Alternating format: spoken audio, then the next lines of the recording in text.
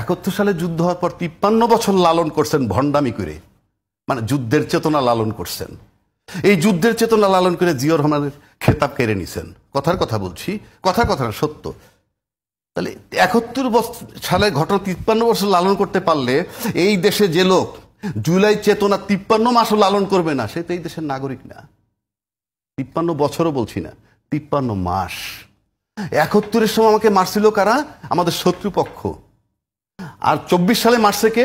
এই দেশের মাতৃতুল্য নেত্রী, অর্থাৎ মা তার সন্তানকে মারছে।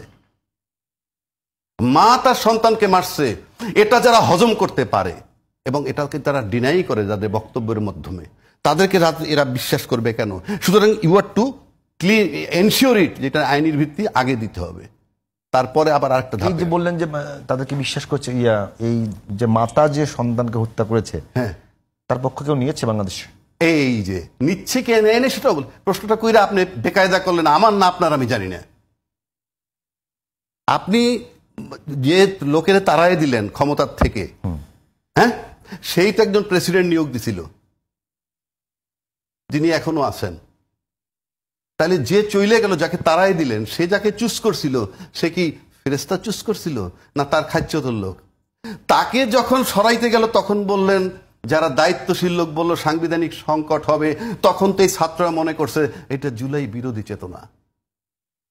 সিম্পল। কারণ আপনি একটা অংশ তারাই, তার আর একটা অংশকে তারাই দিলে সাংবিধানিক সংকট হবে বলতেছেন। এই বলাই কি হচ্ছে না হচ্ছে বড় কথা না, কিন্তু আমার ভিতরে তো দাগ কাটতেছে। তারপরে আসলো কি, ওই যে দলটা চলে গেল, বিতাড়িত করা হইল, তাদের রাজনীতি নিষিদ্ধ করা হোক। তখনও কিন্তু আবার একটা কথা আসলো, তাদের দল নিষিদ্ধ করা, রাজনীতি নিষিদ্ধ করা আমাদের দায়িত্ব না, জনগণের। আরেকটা ভেক্টর, এটাও জুলাই চেতনার বিরুদ্ধে যায়। সিম্পল। তারপরে যদি আসেন ফেব্রুয়ারি মাস থেকে যখন আপনি জুলাই সনদ এবং ঐক্যমত্য নিয়ে আলাপ করতেছেন, এখন পর্যন্ত আপনি এক জায়গায় আসতে পারেন নাই, এবং সেখানে নোট অফ ডিসেন্টের যে বিষয়গুলো আছে আমরা জানি, সেগুলো সবই জুলাই চেতনা বিরোধী হয়ে যায়। তাহলে আপনি এই যে যারা জুলাই চেতনার পক্ষে আন্দোলন করলো, তারা তো নিশ্চয়ই চাইবে এই যে সকাল বিকেল এক এক রকমের কথা, সুতরাং তারা আইনি ভিত্তিতে আগে চাইবে, এবং এই চাওয়াটা যৌক্তিক। কারণ আমার আস্থা নাই, আস্থাটা নষ্ট করে ফেলছেন। এইবার আসেন, সংসদ হওয়ার পর আপনি বাস্তবায়ন করবেন বলছেন, কিভাবে? সেটার জন্য দরকার, উনি পিআর পদ্ধতির কথা বলছে, একটা আলোচনায় আছে, সনদের মধ্যে সেটা আছে। একমাত্র পিআর পদ্ধতি নির্বাচন যদি হয়, তাহলে কিন্তু ওই সনদ বাস্তবায়ন হবে। আমি চ্যালেঞ্জ করে বলতে পারি, বাংলাদেশে কোন রাজনৈতিক দলের ক্ষমতা হবে না ওইটাকে বাস্তবায়ন না করা। পিআর পদ্ধতির আমি বলছি না হবে কি হবে না, সেটা আমি যাচ্ছি না, কিন্তু সেই বিতর্কে আমি যাচ্ছি না। সেটা রাজনৈতিক দলের সিদ্ধান্ত, রাষ্ট্রের যারা রাষ্ট্রবিজ্ঞানী আছে তারা, সেটা আপনার মত। আমি বলছি এটা হলো মত। কেন?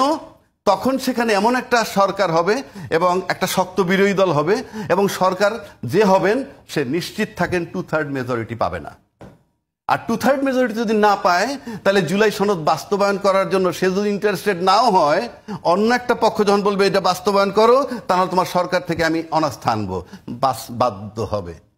সুতরাং যদি আজকে জুলাই সনদে আইনি রূপ না দেয়, এই দেশ পিআর পদ্ধতির জন্য চাপ দিবে। কেন চাপ দিবে? কারণ ওটা বাস্তবায়ন নিশ্চিত করতে হবে।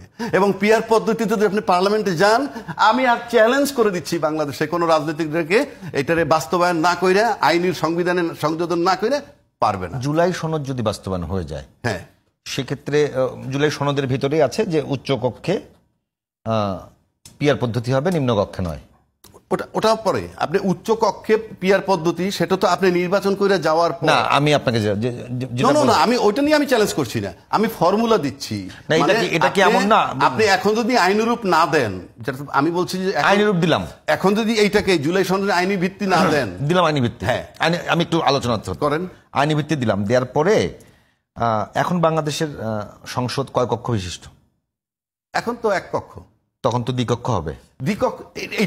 আমি যখন দিলাম আইনি ভিত্তি, হ্যাঁ, দ্বিকক্ষ হলে এটা কি কাঠামোগত বড় ধরনের পরিবর্তন নয়?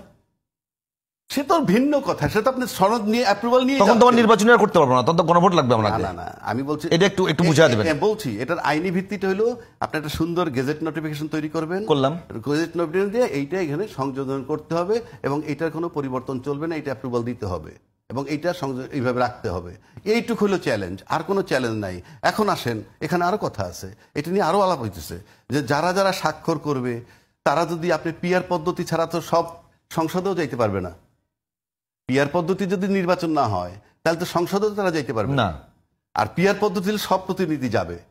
আর পিআর পদ্ধতি ছাড়া হইলে একটা দল যদি সিঙ্গেল মেজরিটি নিয়ে যায়, 2/3 মেজরিটি নিয়েও যায়, কথার কথা বলছি, তারা কিন্তু অনেকেই নোট অফ ডিসেন্ট দিয়ে রাখছেন। ওইখানে গিয়ে বলবেন আমি তো অনেক কিছুতে নোট অফ ডিসেন্ট দিয়েই রাখছি, হ্যাঁ আমি কেন পাস করবো? আমি চ্যালেঞ্জ করে বলতে পারি, কারণ আমরা আমাদের রাজনীতিবিদগুলোকে চিনি এবং রাজনীতিবিদরা অকপটে বলে রাজনীতিতে শেষ কথা বলতে কিছু নাই। এই কথাটা যেহেতু আপনি নিজে শুনেন নাই যে রাজনীতিতে শেষ কথা বলতে কিছু নাই, এটা কমন ডায়লগ, আপনি বলতেই পারবেন না। আপনাকে সত্যের উপরে থাকতে হবে। 53 বছর আপনার এটা চালাইছেন এইভাবে, রাজনীতিতে শেষ কথা বলতে কিছু নাই। তাহলে এখন যদি আজকে নির্বাচন ইনশাল না দিয়ে কালকে সরকার না দেয় কি করবেন? একটা কথার কথা বলছি, রাজনীতিতে শেষ কথা বলতে এটা কি তামাশা নাকি? এটা কি সমিতি, ক্লাব? এটা রাষ্ট্র। আপনি যা মন চায় তাই বলবেন, স্টেজে বলবেন একটা, ঘরে বলবেন একটা, বাইরে বলবেন একটা, হবে না। দেশ ওই জায়গায় আসতে হবে, দেশ এখন সেই জায়গায় নাই। আমি চ্যালেঞ্জ করে নিলাম, এই দেশ ওই আগের জায়গায় নাই। সেটা তো আপনার কাছে কি মনে হয় যেটা একটা দীর্ঘ প্র্যাকটিসের ব্যাপার, দীর্ঘ কালচার করবার ব্যাপার? দীর্ঘ প্র্যাকটিসের ব্যাপার যদি বলেন, বিএনপি বলতেছে কি 16 বছর আন্দোলন করছে না? করছে তো। দীর্ঘ আন্দোলন করার পর এখন আপনাকে চেঞ্জ হইতে হবে যাতে ওইরকম অবস্থা না হয়। পিআর পদ্ধতি ছাড়া স্বৈরাচার তৈরি হবে। পিআর পদ্ধতি হইলেই বাংলাদেশে আয়নাগর হবে না, আপনি লিখে রাখতে পারেন। পিআর পদ্ধতি, এইটা আপনার মত? পিআর পদ্ধতি হলে একদম একটা অস্থির সরকার হবে, দুর্বল সরকার হবে। এই তো দুর্বল সরকার হবে। তো পৃথিবীর 70-78টা দেশে আছে, সব দেশই দুর্বল সরকার। কেন হয় জানেন? আপনি ঠিক থাকার জন্যে। আপনি যদি মনে করেন যে আমার পাহারা দেওয়ার লোক আছে, আমার 19-তে বিশাল হয়ে যেতে হবে, you are to be careful. আর আপনি যখন দুর্বল সরকার কে বলে? ভেক্টর। আপনি অসৎ বলেই চিন্তা করেন, আমি সৎ হইলে। এই যে বারবার একই কথা বলি, সৌদি আরবের বিধান কি জানেন? চুরি করলে হাত কেটে দেয়, তাই না? সৌদি আরবের লোকের হাত নাই না? নাই, হাত আছে। আর কুদৃষ্টি দিলে চোখ তুলে নেয়। সৌদি আরবের লোকের চোখ নাই কি আছে? তার মানে কি? আইন মানে। আপনি আইন মানবেন, নিয়ম মানবেন, সংবিধান মানবেন, নিয়ম কানুন মানবেন। আপনি নাজুক হওয়ার কি আছে? ভয়ের কি আছে? আপনি যদি আয়নাগর বানাইতে চান, আপনি যদি স্বৈরাচার হইতে চান, তাহলে তো আপনার সমস্যা। না, একটা কথা বলি, একেবারে যে পিআর পদ্ধতি যেখানে যাচ্ছেন সেটাতে সাধারণ মানুষের মতামত আছে কিনা আছে বুঝবেন? সাধারণ মানুষের কিছু সংবিধান লাগতে সাধারণ মানুষ লাগে না। আজকে যে সংবিধানের এই সনদ নিয়ে বইছে, সাধারণ লোক নিয়ে না 40-45টা লোক নিয়ে? না, তা তো বিভিন্ন রাজনৈতিক দল, সব রাজনৈতিক দল, সব রাজনৈতিক 18 কোটি লোক রিপ্রেজেন্ট করে। লায়ন সিংহভক্ত করে, লায়ন পার্ট করে না, লায়ন পার্ট করে না। আওয়ামী লীগ নাই। আশরাফুদ্দিন বকুল, ওই তর্ক করলে আওয়ামী লীগ নাই, প্রতিনিধি আছে আওয়ামী লীগ। আওয়ামী লীগ তো একটা ইয়ে বহন করে। আপনার কাছে আসবো, আশরাফুদ্দিন বকুল আপনার কাছে একেবারে যাই।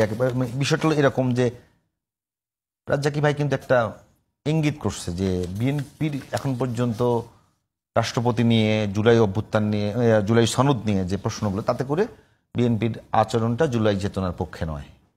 না না, আসলে উনি যে কথা বলছেন এটার সাথে আমি সম্পূর্ণ দ্বিমত। কারণ বিএনপি সবসময় কিন্তু